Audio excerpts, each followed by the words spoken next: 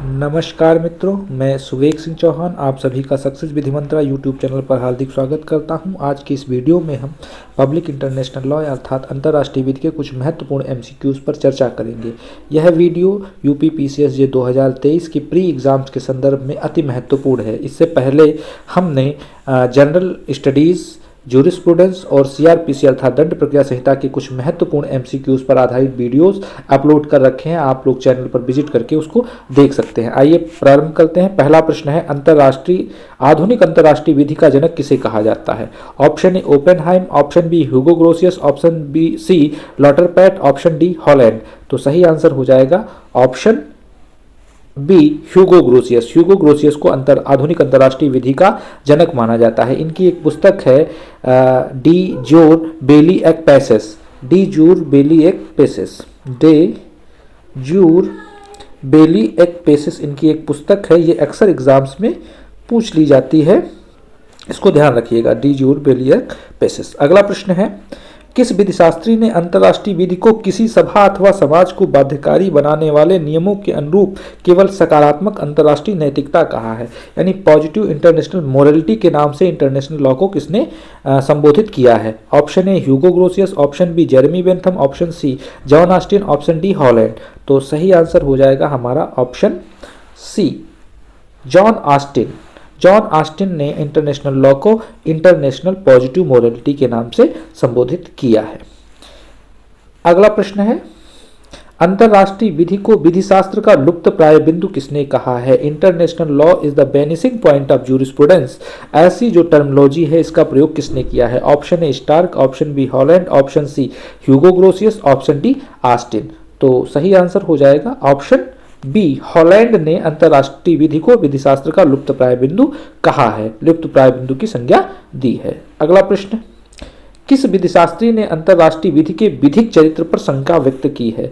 Option A Brierly, option B Oppenheim, option C Holland, option D Austin. तो सही answer हो जाएगा option C Holland ने अंतर्राष्ट्रीय विधि के विधिक चरित्र पर शंका व्यक्त की है। अगले प्रश्न पर देखते हैं, अंतर्राष्ट्रीय विधि शब्द सर्वप्रथम किसके द्वारा प्रयुक्त किया गया था? Option A Holland, option B Austin, option C Jeremy Bentham, option D Hugo Grotius. तो सही आंसर हो जाएगा Jeremy Bentham, option C. Jeremy Bentham ने सबसे पहले लॉ ऑफ नेशंस टर्म का प्रयोग किया था और उसी पर अंतर्राष्ट्रीय विधि आधारित है।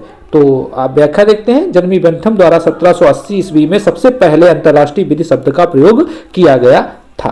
अगला प्रश्न है, प्रथा रूढ़ की प्रारंभिक अवस्था को प्रदर्शित करती है तथा रूढ़ वहां से प्रारंभ होती है जहां प्रथा समाप्त होती है। यह कथन किसका है? Option A Hugo Grotius, option B Oppenheim, option C Starke, option D Bradley. तो सही आंसर हो जाएगा ऑप्शन सी स्टार्क। स्टार्क ने कहा है कि प्रथा रूढ़ की प्रारंभिक अवस्था को प्रदर्शित करती है तथा रूढ़ वहां से प्रारंभ होती है जहां प्रथा समाप्त होती है। व्याख्या देखते हैं, स्टार्क ने कहा है प्रथा रूढ़ की प्रारंभिक अवस्था को प्रदर्शित करती है तथा रूढ़ वहां से प्रारंभ होती है जहां प्रथा समाप्त हो जाती है। अगला प्रश्न है, अंतर्राष्ट्रीय न्यायालय की संविधि के अनुच्छेद 38(1) के अनुसार अंतर्राष्ट्रीय विधि के प्राथमिक स्रोत निम्नलिखित में से कौन है? ऑप्शन ए अंतर्राष्ट्रीय सम्मेलन, ऑप्शन बी अंतर्राष्ट्रीय रूढ़ियां, ऑप्शन सी सभ्य राष्ट्रों द्वारा मान्यता प्राप्त विधि के सामान्य सिद्धांत, ऑप्शन डी उपरोक्त सभी। तो हमारा आंसर सही आंसर हो जाएगा ऑप्शन डी उपरोक्त सभी। अंतर्राष्ट्रीय सम्मेलन यानी international conventions, international customs and general principles recognised by the nations, ये हमारे सभी अंतर्राष्ट्रीय विधि के प्राथमिक सूत्र हैं आईसीजे चार्टर के आर्टिकल 38(1) के अनुसार। अगला प्रश्न है, आइए व्याख्या देखते हैं।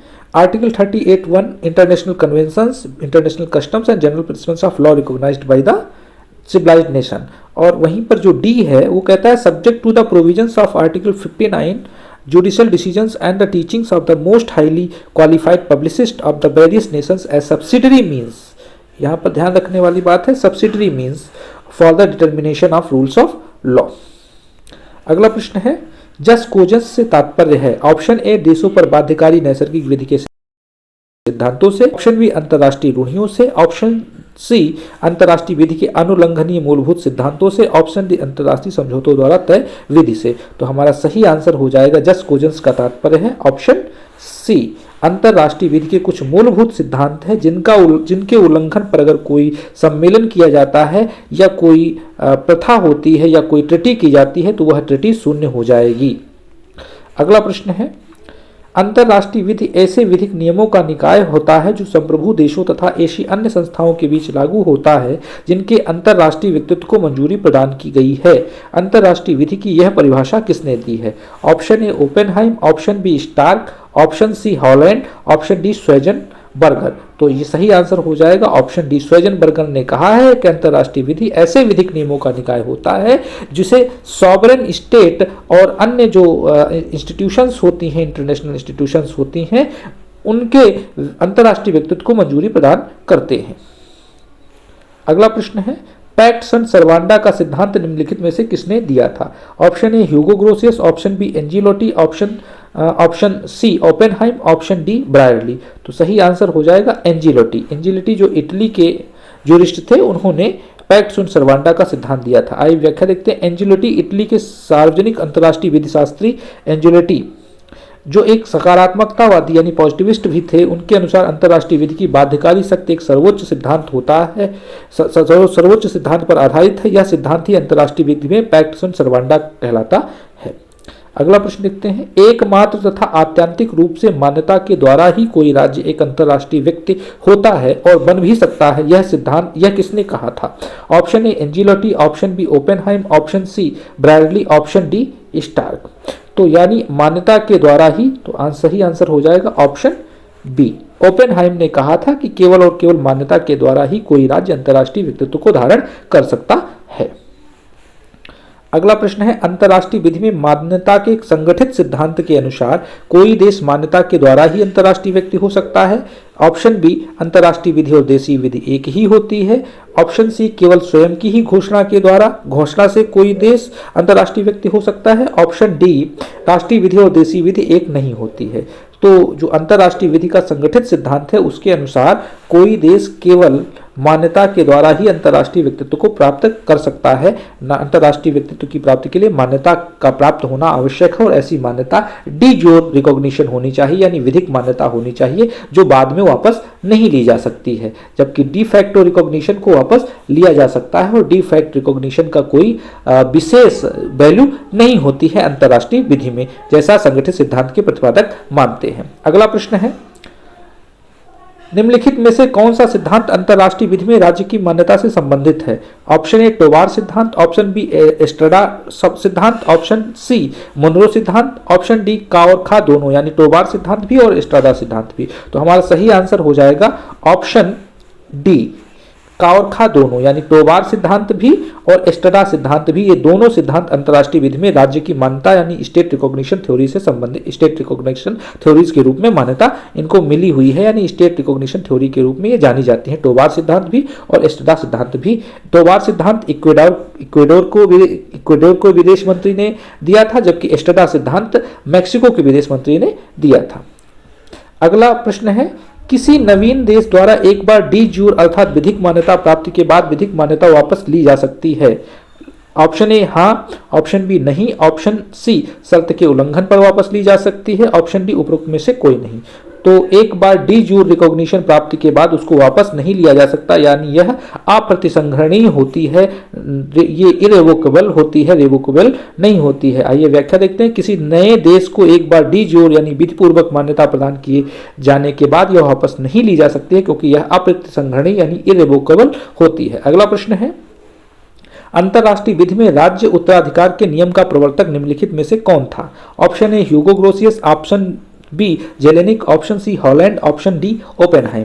तो राज्य उत्तराधिकार के नियम का प्रवर्तक जेलेनिक को माना जाता है। जेलेनिक जिन्होंने 1900 ईस्वी में राज्य उत्तराधिकार के नियम को प्रोपाउंड किया था, जेलेनिक को राज्य उत्तराधिकार के नियम का स्टेट सक्सेशन रूल्स का प्रवर्तक प्रोपाउंडर जेलेनिक को माना जाता है। राष्ट्रीय विधि में राज्य विधि के नियम का प्रवर्तक के रूप में जेलेनिक को माना जाता है, जिन्होंने वर्ष 1900 में राज्य उत्तराधिकार नियम का प्रतिपादन किया था अंतर्राष्ट्रीय विधि में। इसको अंतर्राष्ट्रीय कर लीजिएगा। अगला प्रश्न है, लास्ट प्रश्न है, तटस्थता के नियमों को कब संहिताबद्ध किया गया, कोडिफाइड कब किया गया? न्यूट्रलिटी रूल्स को कब कोडिफाइड किया गया? ऑप्शन ए 1860 व 1907 में, ऑप्शन बी 1899 व 1930 में, ऑप्शन सी 1856 व 1899 में, ऑप्शन डी 1859 व 1907 में। तो सही आंसर हो जाएगा ऑप्शन सी, 1856 व 1899 में न्यूट्रलिटी प्रिंसिपल्स को कोडिफाइड किया गया, यानी तटस्थता के नियमों को संहिताबद्ध किया गया। आशा है आपको यह वीडियो अच्छा लगा होगा। अगर अच्छा लगा हो तो इसे आगे लाइक, शेयर और सब्सक्राइब भी करिए। धन्यवाद।